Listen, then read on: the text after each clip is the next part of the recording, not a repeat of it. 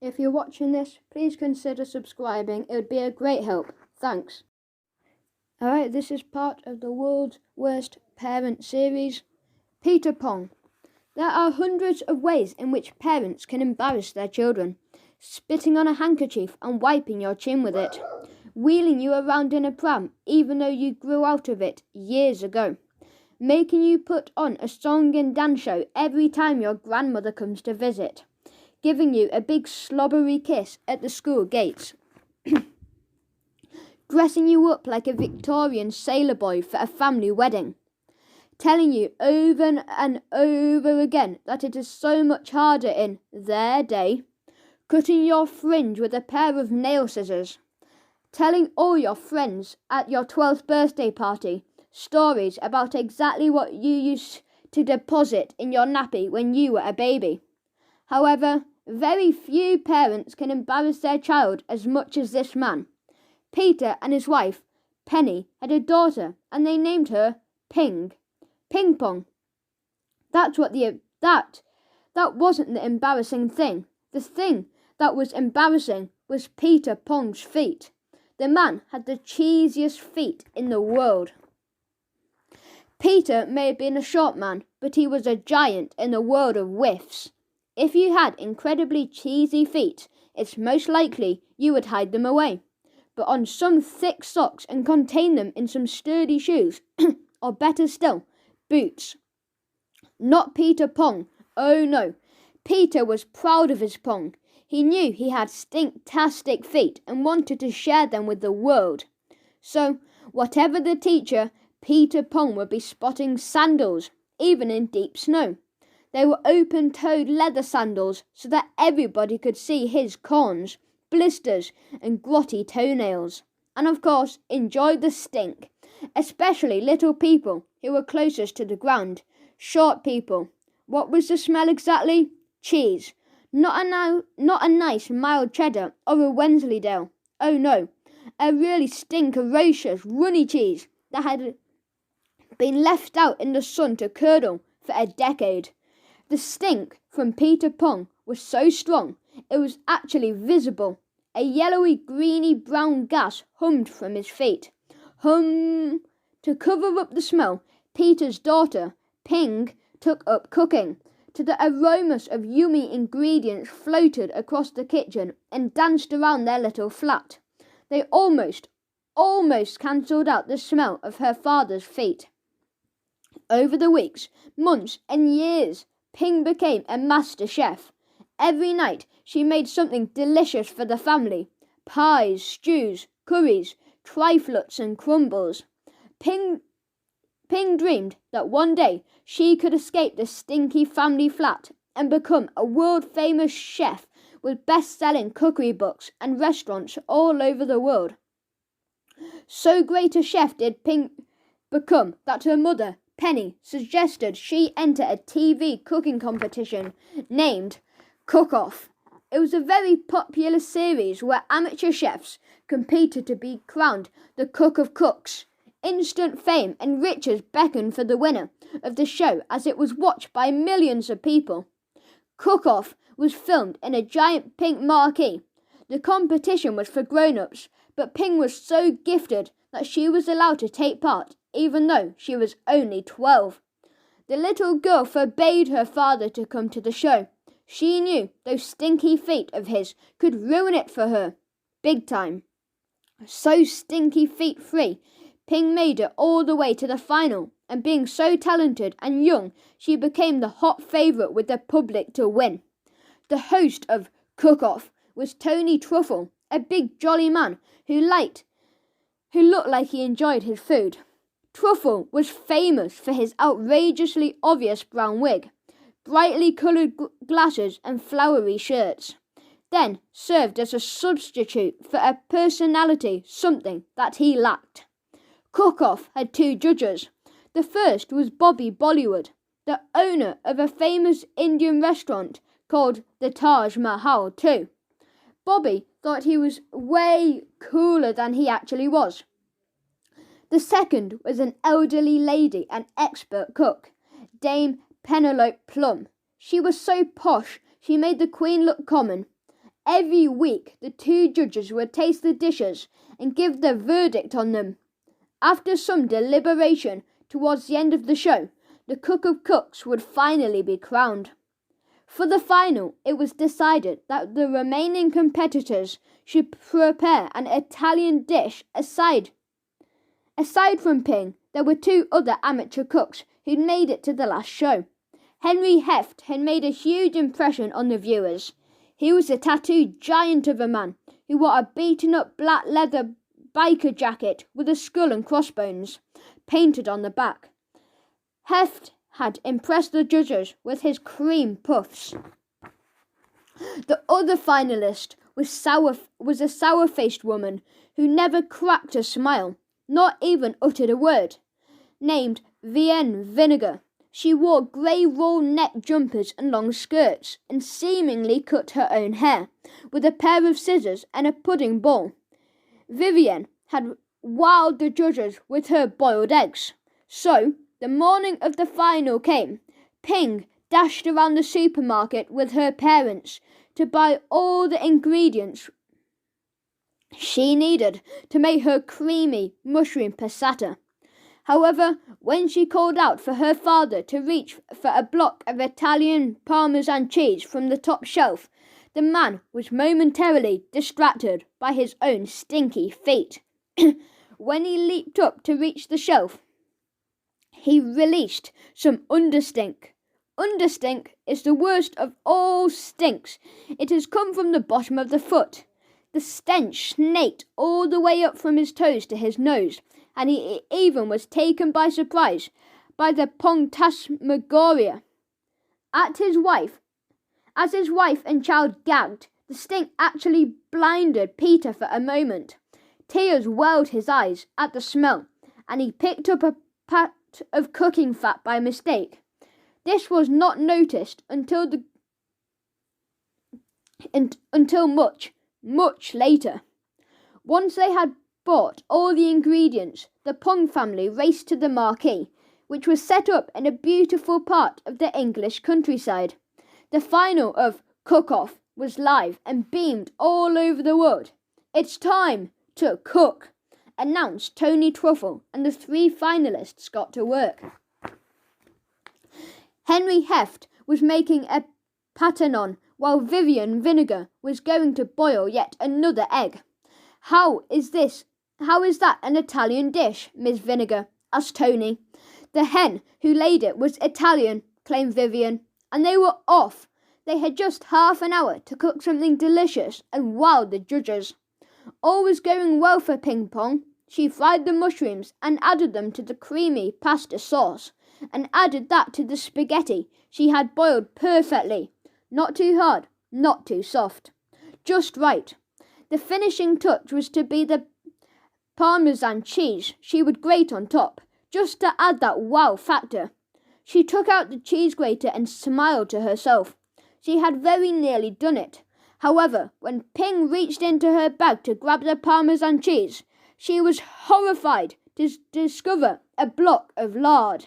"Dad!" she shouted across the marquee. Her proud parents had been peeping through a gap in the tent, and now dashed over to her.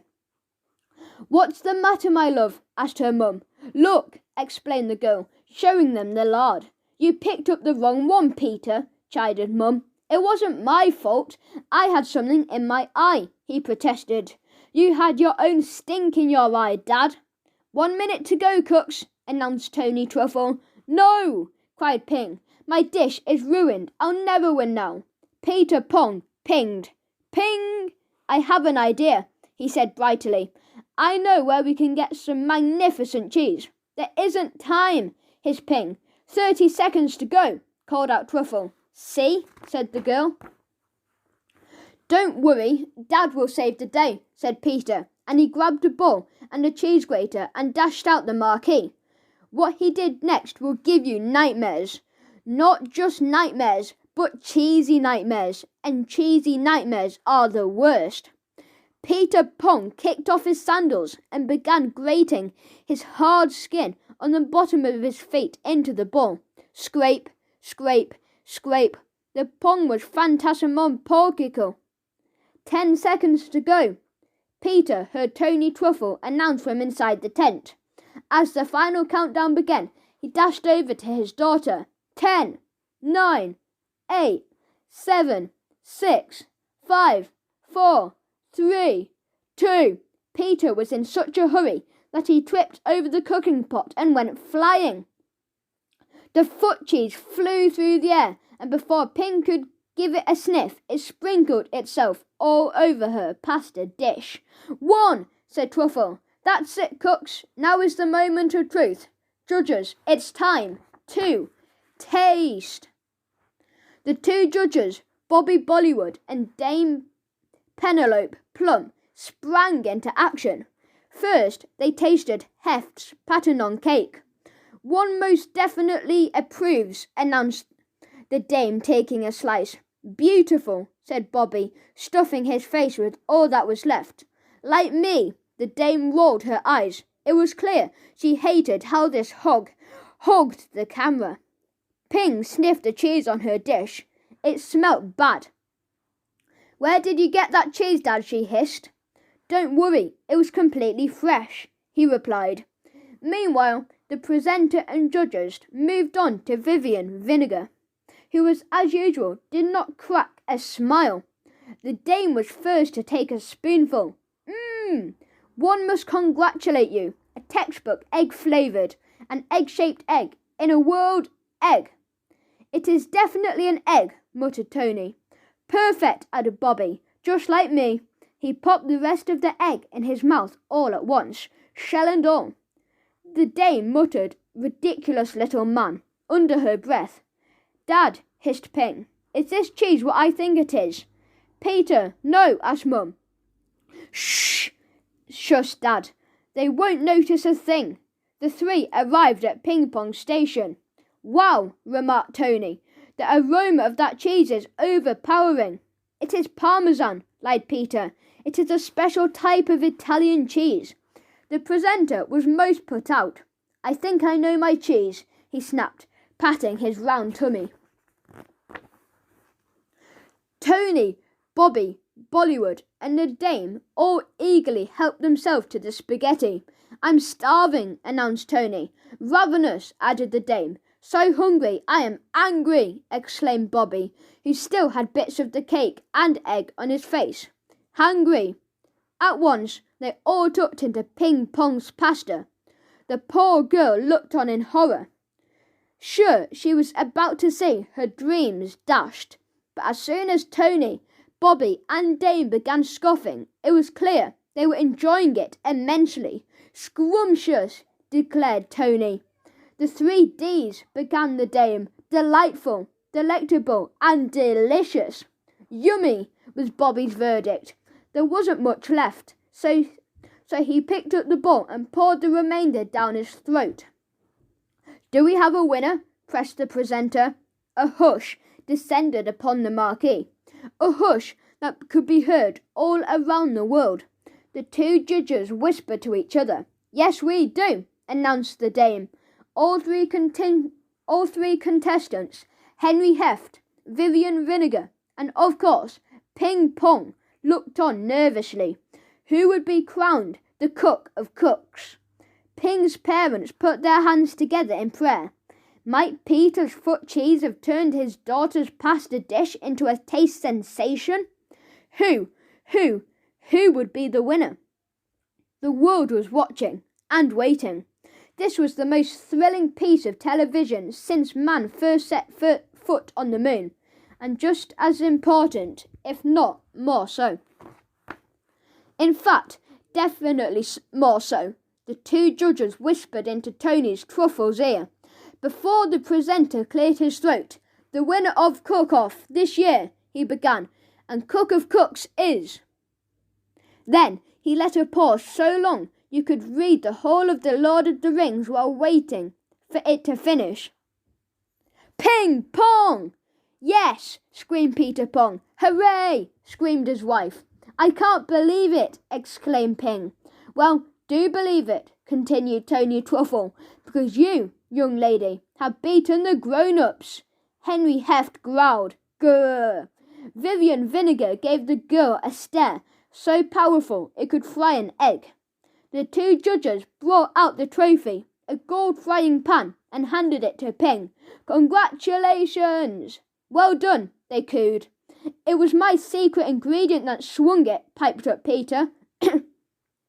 "Shh," shushed Ping. "Secret ingredient?" asked Tony Truffle. "Do tell." "No, don't tell, Dad," pleaded the girl. "The other finalists."